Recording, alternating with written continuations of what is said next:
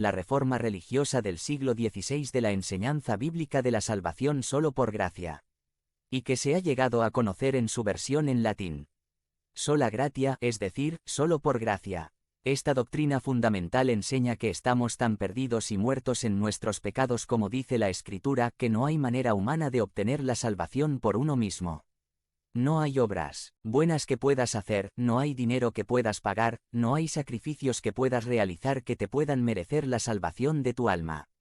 Y como el Evangelio nos enseña, Dios amó tanto al mundo que envió a su Hijo para que muriera inmerecidamente en lugar de los pecadores, y gracias a ese sacrificio eficaz de Jesucristo, nuestros pecados son perdonados y somos aceptados como hijos en la familia de Dios, y todo esto sin merecerlo por gracia. Aunque esta idea de la salvación solo por gracia fue puesta de nuevo en el centro del escenario teológico en la época de la Reforma religiosa del siglo XVI, no fue inventada o forjada en esta época, sino simplemente fue redescubierta. La doctrina de la salvación por gracia es tan bíblica como que Jesucristo es el Hijo de Dios. Es decir, la encontramos por todas partes en la Escritura. Hoy, abordaremos dos pasajes para hablar de este tema. Hechos 15 y Efesios 2. En la época apostólica, justo después de la ascensión de Jesucristo al cielo, comenzó a haber un debate al respecto de la salvación y su relación con Cristo. Había judíos que se habían convertido al cristianismo, pero no sabían cómo acomodar el lugar de ley de Moisés en sus vidas, ahora que ya eran cristianos. Y lo que comenzaron a enseñar era que estaba bien tener fe en el Mesías Jesucristo, pero que adicional o complementariamente a esto, necesitabas agregar la observancia personal de la ley de Moisés para así asegurar tu salvación. Esto no fue un debate pequeño en la iglesia cristiana naciente. Como vemos en Hechos capítulo 15, 1-2 NV, que nos dice: algunos que habían llegado de Judea a Antioquía se pusieron a enseñar a los hermanos: a menos que ustedes se circunciden conforme a la tradición de Moisés, no pueden ser salvos. Esto provocó un altercado y un serio debate de Pablo y Bernabé con ellos. Entonces se decidió que Pablo y Bernabé, y algunos otros creyentes, subieran a Jerusalén para tratar este asunto con los apóstoles y los ancianos. Allí está el asunto. Estos maestros estaban enseñando básicamente que Cristo murió y resucitó, y eso estaba muy bien, te acercaba a Dios, pero el resto del camino tenía que ser tu esfuerzo a través de la observancia de la ley. Como los gentiles, es decir, los no judíos, no estaban circuncidados como lo estaban todos los judíos, ellos pensaban que los gentiles cristianos debían circuncidarse antes de cualquier otra cosa. Con la circuncisión te obligabas a cumplir la ley con la finalidad de ganar el favor de Dios. Este mensaje era contrario a lo que el apóstol Pablo estaba enseñando. Pablo enseñaba: es solo por gracia que somos salvos. Es solo por Cristo. No hay necesidad de agregar algo más a Cristo. Tratar de hacerlo es menospreciar la obra redentora perfecta de Cristo. Así que contendieron por este punto y se decidió hacer un concilio que se reunió en la ciudad de Jerusalén. Allí estaban los apóstoles, los ancianos de la iglesia incipiente de Jerusalén, y se presentaron los argumentos. Los que enseñaban algo contrario a la gracia decían: es necesario circuncidar a los gentiles y exigirles que obedezcan la ley de Moisés. Dice la Biblia que después de una larga discusión, me imagino, de argumentos en contra y a favor, el apóstol Pedro tomó la palabra y dijo. Hechos 15, 7-11 NV. Hermanos, ustedes saben que desde un principio Dios me escogió de entre ustedes para que por mi boca los gentiles oyeran el mensaje del Evangelio y creyeran.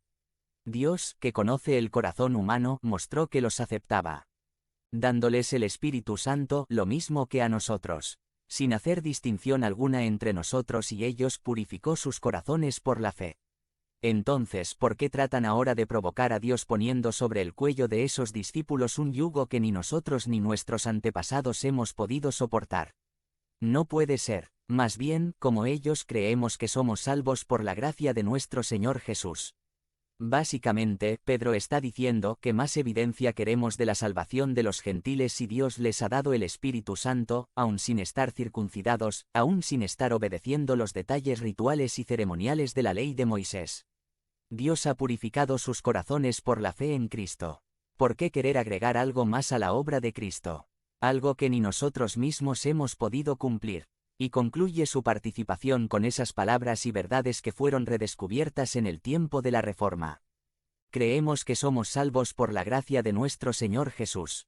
En la historia de Hechos 15 continuaron una serie de testimonios de la obra de Dios entre los gentiles y finalmente, uno de los ancianos de Jerusalén llamado Jacobo, basado en tu pasaje del Antiguo Testamento, hizo una propuesta final de que no se inquiete a los gentiles con este asunto de la circuncisión. En ese primer concilio se defendió la esencia misma del Evangelio de Jesucristo, la gracia. Dios nos ha dado la salvación por pura gracia. No la ganamos, no la compramos, no la adquirimos, Dios la da como un regalo no merecido. El apóstol Pablo en el libro de Efesios explica de manera más clara esta doctrina de sola gratia solo por gracia diciendo en el capítulo 2. 4-9. Pero Dios, que es rico en misericordia por su gran amor por nosotros, 5 nos dio vida con Cristo, aun cuando estábamos muertos en pecados. Por gracia ustedes han sido salvados. 6 Y en unión con Cristo Jesús Dios nos resucitó y nos hizo sentar con Él en las regiones celestiales. 7 Para mostrar en los tiempos venideros la incomparable riqueza de su gracia que por su bondad derramó sobre nosotros en Cristo Jesús. 8 Porque por gracia ustedes han sido salvados mediante la fe, esto no procede de ustedes, sino que es el regalo de Dios. 9 No por obras para que nadie se jacte. Dice la Biblia en el versículo 5 de Efesios 2: por gracia ustedes han sido salvados. ¿Cómo se muestra esa gracia? ¿Cómo se muestra esa bendición o favor inmerecido que Dios nos ha concedido? En el pasaje se nos indica que estábamos muertos en nuestros pecados y delitos. ¿Qué tan muerto está un muerto? Las personas en una funeraria no pueden ir junto al féretro y hacerle una pregunta a la persona que yace ahí esperando que le conteste. Un muerto no te responde. Un muerto no tiene posibilidad de acción. Así estábamos sin Cristo. Separados de Dios, siguiendo la corriente de este mundo, siendo esclavos de nuestras pasiones y deseos. Entonces, aun estando en esta condición, siendo despreciables, nada atractivos, nada especiales, entra en escena un elemento fabuloso. Dice el versículo 5: pero Dios que es rico en misericordia entra en escena, este Dios de misericordia que se apiada de estos muertos, de estos huesos secos y decide, por pura gracia, darles vida y resucitarlos juntamente con Cristo y sentarlos en los lugares celestiales como parte de la familia de Dios. ¿En dónde está el mérito nuestro si esto es lo que Dios hizo para salvarnos? ¿Cómo es que podríamos ganarnos la salvación por esfuerzo personal? Por eso el apóstol dice: dada nuestra condición extrema de pecado y el extraordinario gran amor demostrado por Dios en Cristo, no podemos más que concluir que hemos sido salvados por gracia. Remata con la idea concreta y clara de los versículos 8 y 9. Porque por gracia ustedes han sido salvados mediante la fe, esto no procede de ustedes, sino que es el regalo de Dios, no por obras, para que nadie se jacte. Categóricamente se enseña aquí en la Escritura que la única manera en la hemos de ser salvos es solo por gracia. Cristo murió por el pecado en nuestro lugar y los que por medio de la fe se acogen al sacrificio de Cristo, son salvados por gracia. Son salvados sin merecerlo, son salvados como un regalo que procede de Dios. Es contundente, no es por obras. Nadie será salvo por sus obras personales. Nadie le dará una ayudadita a Dios para entrar a la eternidad con Cristo. Nadie podrá decir: yo estoy en esta relación con Dios porque soy bueno, lo merezco o lo gané.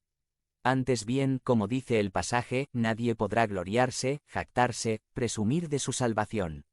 Al final de cuentas, de lo único de lo que eres responsable en tu salvación, es por los pecados cometidos que nos procuraron un Salvador tan grande. Así es de radical la gracia. Si tienes una pizquita de mérito en tu salvación, inmediatamente deja de ser gracia. Y la Biblia es tajante sobre este punto. Ustedes han sido salvados por gracia. Sola gratia, solo por gracia. En una ocasión una perrita tuvo cachorros muy hermosos en casa de una familia que conocía. Amigos y conocidos comenzaron a adoptar a los cachorritos. Uno de estos había nacido con un problema congénito de tal manera que sus patas traseras no tenían movilidad. Era triste ver al animalito y por supuesto nadie pedía adoptarlo. Pero me llamó mucho la atención que el dueño, cada vez que venía alguien para llevarse un cachorrito, con mucha seguridad y orgullo decía: pueden llevarse cualquiera de estos cachorritos, menos a este, señalando al cachorrito que no caminaba bien: este es mío. Y ese cachorrito fue el único que se quedó en casa. ¡Qué hermosa imagen de gracia! Cuanto más gloriosa es la realidad de gracia de Dios en nuestras vidas. Por nuestro pecado éramos indeseables, nada atractivos, no había nada en nosotros que fuera digno de rescatarse, pero Dios, que es misericordioso, decidió salvarnos aun cuando no lo merecíamos, por medio del sacrificio de Cristo, y nos adoptó y nos dio un lugar en la mesa, no como advenedizos, sino como hijos, como coherederos con Cristo. Todo esto sin que lo merezcamos. Por eso decimos que somos salvos solo por gracia. Ahora bien, quizá alguien pueda preguntar, ¿esto quiere decir que las buenas obras no importan o no tienen un lugar notorio? La salvación solo por gracia no anula o cancela la importancia de las buenas obras. Lo que sí hace es ubicar a las buenas obras en el lugar que les corresponde. No como la causa de la salvación, sino como el efecto o consecuencia de la salvación. Una persona salva por gracia vivirá para hacer buenas obras para la gloria de Dios. Así concluye el pasaje de Efesios que estamos considerando. Efesios 2:10 dice, porque somos hechura de Dios creados en Cristo Jesús para buenas obras, las cuales Dios dispuso de antemano a fin de que las pongamos en práctica. Los que han sido salvados por gracia son hechura de Dios creados para buenas obras. No las obras causaron su salvación, pero su salvación desemboca en buenas obras. Y esto es muy especial porque esas buenas obras producto de la salvación han sido dispuestas de antemano por Dios para que los salvos las pongamos en práctica. Una vida estéril de buenas obras es una vida que está mostrando que muy probablemente no haya conocido la salvación solo por gracia. No nos engañemos, si yo digo que soy salvo pero vivo como me da la gana. El Señor en verdad no es el punto central en mi vida, decisiones y relaciones. No me interesa en realidad glorificar a Dios con mi vida. En realidad, no tengo razón evidente para pensar que en verdad soy salvo. Ciertamente, las obras no me salvan, pero sí son evidencia de mi salvación. La Biblia, entonces, es contundente en enseñar que nadie será salvo por sus propias buenas obras sino solo por la fe en la obra y persona de Jesucristo. No obstante, es importante entender que al decir que la salvación no es por las obras de la persona no se está implicando que las buenas obras sean sin importancia. Aunque no son la razón por la que somos salvos, las buenas obras son la evidencia y fruto de que hemos sido salvados por gracia. La gracia produce buenas obras. Aterrizando todo lo que hemos estado diciendo. Si nos visitas por primera vez y apenas estás escuchando acerca de este Dios maravilloso y de gracia, y te gustaría saber más acerca de Él, te animo a que asistas a una plática que le llamamos Punto de Partida que ofrecemos a través del Ministerio de Grupos Pequeños. Puedes acercarte al módulo al finalizar el culto. Dios es diferente a como te lo habías imaginado. Es un Dios de buenas noticias y que te creó para que tengas una relación real y vibrante con Él. Si ya estás en una relación creciente con Cristo, hay varias aplicaciones para nosotros como herederos de la Reforma. Cree que Dios te ha amado, te ama y te amará en Cristo para siempre. Eres su hijo, justificado y adoptado por gracia. Esta es tu nueva identidad. Vive agradecido a Dios por su gracia para contigo. Que tu empeño por agradar a Dios y obedecer su palabra siempre venga motivado por la gratitud en tu corazón. Vive la vida cristiana obediente como una respuesta al gran amor que has recibido de parte de Dios. Cuida tu corazón de orgullo personal o vanagloria. No eres mejor que los demás. Lo que hace la diferencia en tu vida es la gracia que Dios. Por la gracia de Dios eres lo que eres. La jactancia y el orgullo personal quedan aniquilados por la gracia de Dios. Comparte con entusiasmo y entrega el mensaje de la gracia a Dios con las personas que te rodean. Comunica las buenas noticias del amor de Dios demostrado en la cruz del Calvario. Que tu gozo sea ver a las personas entrar a una relación viva y creciente con Cristo. Ocúpate en las buenas obras que Dios ha preparado para ti y que son claramente enseñadas en la Escritura. Un bastión de nuestra herencia como Iglesia reformada es la doctrina de la salvación solo por gracia. Que esta enseñanza no sea solo un artículo de fe, sino una forma de vivir. Que la gracia sea lo que mueva nuestra vida reformada para la gloria de Dios. Conviértete en miembro del canal y sé un instrumento de la palabra de Dios. No dejes pasar esta oportunidad de impactar vidas. Haz clic en el enlace de la descripción ahora y ayúdanos a difundir la palabra de Dios. Una vida reformada. Solus Christus. By Wilbur Madera Rivas. Sumari. Solo Cristo es el camino exclusivo y suficiente al Padre. En agosto del 2010, la atención de todo el mundo estaba centrada en el rescate de los 33 mineros chilenos que Permanecieron atrapados 70 días a 700 metros de profundidad en la mina San José.